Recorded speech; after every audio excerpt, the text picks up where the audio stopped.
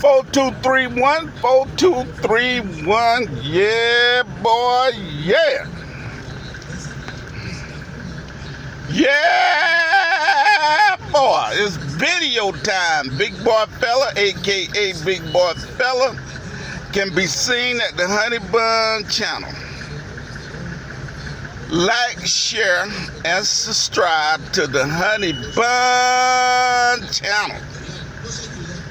Yeah, boy, yeah. Now, I got the camera. I actually meant to have it pointed at me, but y'all know how that is, right? I mean, the line here, trying to get to the good old USA. This line might be as long as an hour long to get across, or in some cases even longer. I don't know. Anyway, I got a bad habit of not getting my behind up out of bed when I ought to. And I go to bed about 11 o'clock at night. I try not to. Usually about 11, I'm about ready to go to bed. But I need to make me a little trip to the good old USA today, so I probably should have got up around 7. As it stands right now, it's probably 11:15 or better. Anyway, and boy, this line here sure enough ain't moving. There's like 2 lines I can use. This one got a tow. The other one does not. And I'm not so sure this one is quicker. I don't necessarily believe this one is quicker. Psychologically, I actually think it is, but in actuality, it probably ain't. Anyway, as you can see, the US dollar has essentially rebounded here in Mexico. So we got a dollar on the rebound. It's trading now at about 1880 pesos to a dollar. And when I left here about 3 months ago to go to the Philippines, it was like 1670. Today is like 1870. Someplace you can get 1880 pesos to the dollar. So, I mean, that makes it living here in Juarez an attractive alternative to living in El Paso, Texas. Of course, if you can handle if you didn't have a reason to go into El Paso like every time you turn around, then yeah, this is a good alternative. The only problem is, it's kind of hard to find a decent place to live here currently. Now where I live at, I live more or less like central Juarez. And I'm telling you, you ain't gonna find nothing there, nothing here where I live. Now my landlord, he's got like 12 apartments. But as it stands right now, they all seem to be occupied, so, you know, even when I left to go to the Philippines,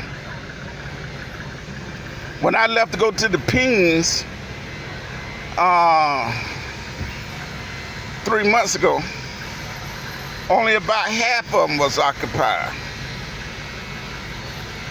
But as it stands currently, all of them appear to be occupied. So, and like I said, it's kind of hard to find a place over here right now. And I will tell you,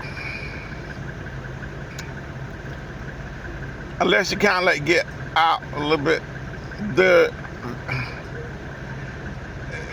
There isn't anything really exclusive here in Juarez. Pretty much just basic. Y'all can see that. I'm trying to let y'all see that. That dollar exchange. If you want American dollars, you give them 1970 pesos. They'll give you $1 US. If you want Mexican pesos, you give them $1 US. They give you 1870 pesos. In the Philippines, the peso is trading right now at or about 56 pesos to the dollar. So I guess it's about the equivalents of the same, I imagine. I don't know, might be a better deal for your money in the Philippines right now as opposed to Mexico. The only thing about Mexico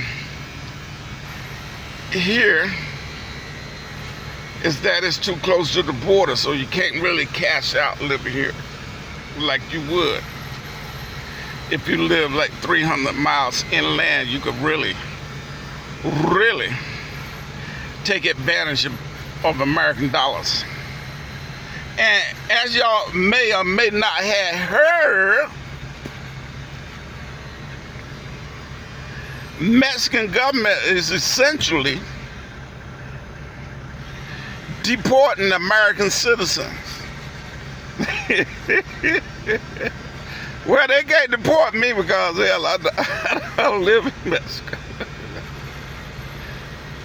Mexican government is deporting a lot of American citizens right now because that's primarily if you live inland, like a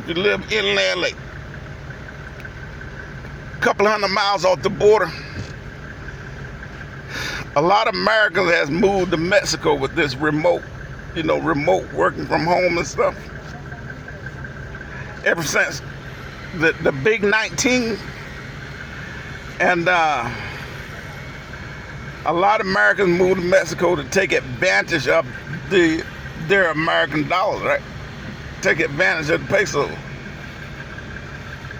Because at one point in time, the peso was as high as nearly 20 pesos a dollar. And so when they move in these townships around Mexico with their American dollar, they're able to pay more for goods and services that the local people wasn't able to. And as a result, an influx of Americans moving in there, it kind of throws the local economy out of balance a little bit, you know what I'm saying? Like restaurants start charging a little bit more, rent starting to go up a little bit more and stuff. Basic necessities starting to fluctuate. And so the Mexican local nationals in those communities saying, hey, with these Americans coming, everything, the eco-balance system essentially has gotten out of wax. And you wouldn't think there'd be enough Americans to cause that to happen, but certainly it was, because not the locals demand that the Americans leave, right? They wanted Americans out because they was throwing the local economy out of balance, making it so that the local people couldn't afford to live within these townships. And so the Mexican government concurred, and they started deporting Americans. Now, I've heard about this about a year. Now, this ain't nothing new. The first time I heard about it was about a year ago. So. But it is what it is. I don't think it's that much of a problem here on this Mexican border where I live. But I imagine it could become a problem. Huh? I imagine. Man, oh man. Oh, anyway, I got my flight booked for Friday to depart El Paso, Texas. I will fly from El Paso, Texas on Frontier Airlines, the budget airlines. I was thinking, no, I was thinking, was it Frontline trying to buy Hawaiian Airlines? It's what's that other airline? What's that other airline? Damn, it's Frontier, Hawaiian Airlines, and what's the other one? Out of Alaska Airlines. Trying to buy up Hawaii Airlines. Alaska is trying to buy Hawaiian Airlines, which they actually got an approval. The Federal Trade Commission, I believe it is, approved of that sale, so it might go through. It might not, who knows. But anyway, I'm flying out here Friday on Frontier Airlines from El Paso to Las Vegas, connecting Las Vegas to a flight to Atlanta, Georgia. And from there I get on a Greyhound bus, I imagine, and make my way to South Carolina. Yeah, boy. Go visit our UPA. See what's going there. I'll probably be there for at least 3 weeks, quite possibly a month. I don't know how long I'm going to be there, really. I would imagine. I'm planning on a month. But time will tell. It is what it is. Yeah, boy. Now, what the hell I'm doing? Now, of course, I got to visit our father. We'll see what the status is. Hopefully, it's a situation that can be remedied, but I don't know. Man, time will tell. But it'll be good to actually go down there and visit with our UPA once again. Anyway. This video now is approaching 13 minutes long. The line haven't really gotten any shorter. But I'm gonna go home and shut this thing down anyway because, like I said, I wanted to get my face in the video, but I don't think I was able to. You can't rotate that camera once you record. Let me put it on pause and see if that helped. Okay, that didn't help, so. Anyway, we'll tell you later. Y'all be good now. Y'all here. Tell everybody. Y'all know, I know, y'all know. I said hello. See you down the road. Yeah.